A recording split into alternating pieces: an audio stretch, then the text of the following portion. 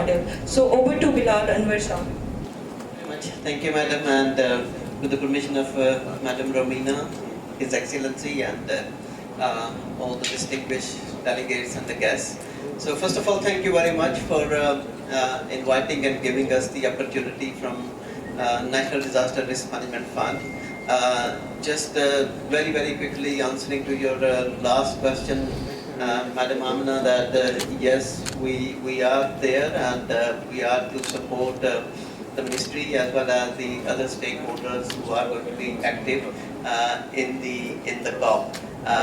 So we have an experience from the last COP, and we tried our level best to kind of bridge up the engagement as well as the ambitiousness from the different stakeholders. And I can say with a very high degree of confidence that we have been to an extent successful in doing so. So now having that experience and building on that experience, now we have the infectious energy from the Madam Coordinator as well, and I think that's going to be extremely helpful and instrumental in taking us forward. Now, we are yet again in the COP season, and in a way it's kind of good, but it comes far too early as well, and which actually, in some ways when we look at it from what we gained and what we earned from the last COP and how far we have been able to put the lot of decisions from the last COP and the lessons learned into the implementation, and suddenly we realize we're in the next COP as well. But that's fine. I think we need to take it forward.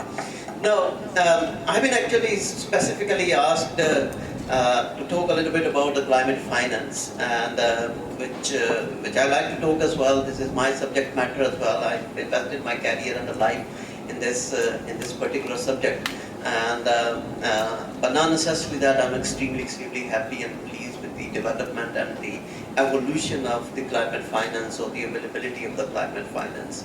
So just to say the least, I think I would say that international climate finance mechanism or infrastructure is at its best, is fragmented, is kaput, is broken, and it is actually littered with a number of challenges. It's not really meeting to the challenges and the demands and the requirements of the developing countries. And but now we reach to the point, because of the intensity and the frequency of the different climate-induced disasters which the developing countries are facing, I think we need to really look at it in extremely realistically, that whether the international climate finance system can really live up to the expectations or not.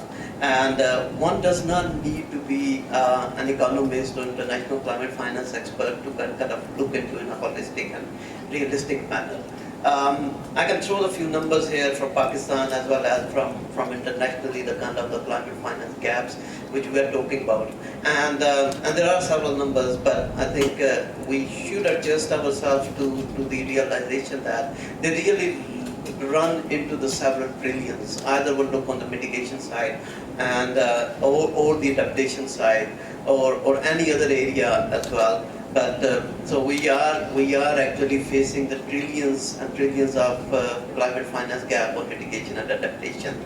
Now we also know that no climate action or the climate justice can be realized without the financing. Technology transfer cannot happen without the financing. Capacity building cannot happen. Adaptation is unlikely to happen, the kind of the scale of the adaptation which is needed, and which is needed in a desperate amount of time as well, because some of the international studies and the several studies are basically showing us that the speed of the impacts of the climate change are such and of such a magnitude that the window for really climate adaptation is actually fast closing as well. So we really have to do something. So I think a new kind of instrument, a new kind of a policy instrument and policy landscape has to arrive from the COP mechanism, which basically really look into that, how this whole issue need to be addressed, because either we're talking about GCF or we're talking about Adaptation Fund or JAF or any of the financial instruments which are out there globally, they have failed to deliver, and they are, to me, actually, they are at a point of beyond repairing as well. And so far, the international climate finance system and infrastructure have evolved in a way when the developing countries are outcrying and they are making their noises louder and justifiably demanding the access to the finance.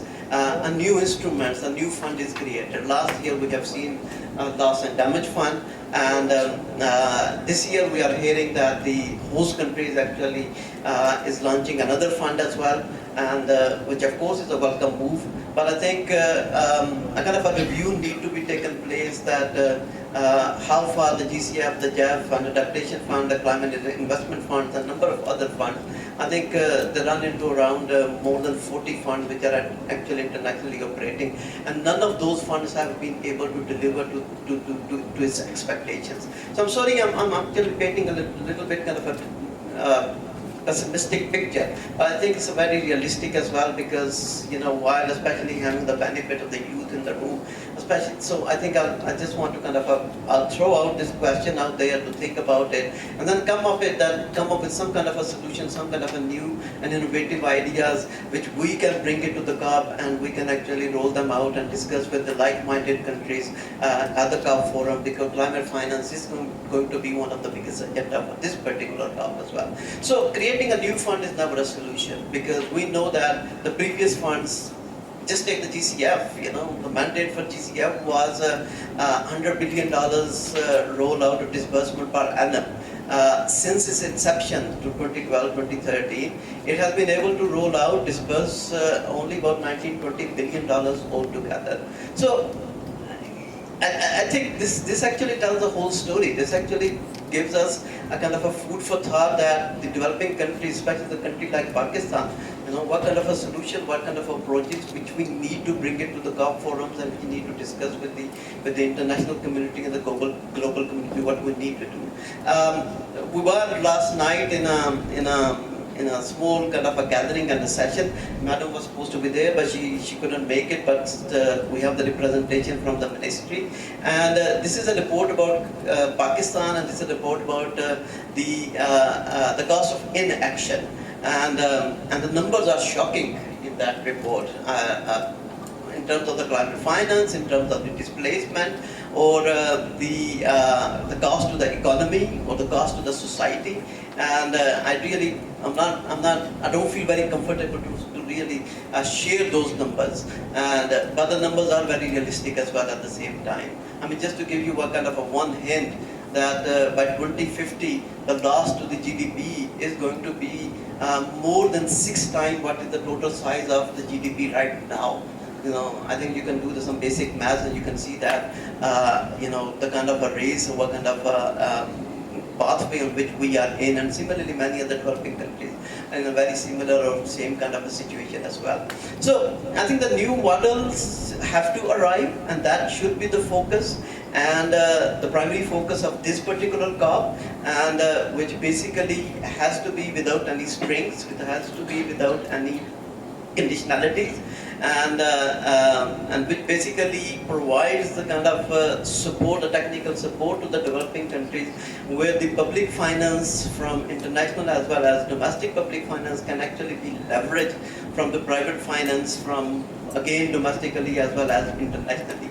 I think this is very kind of a high level, kind of a sweeping statement, but we know these kind of models have been successful in several other arenas, and I think this is the kind of a model which we need to kind of start implementing, thinking very actively here in the climate change and the climate policy action and diplomacy arena as well.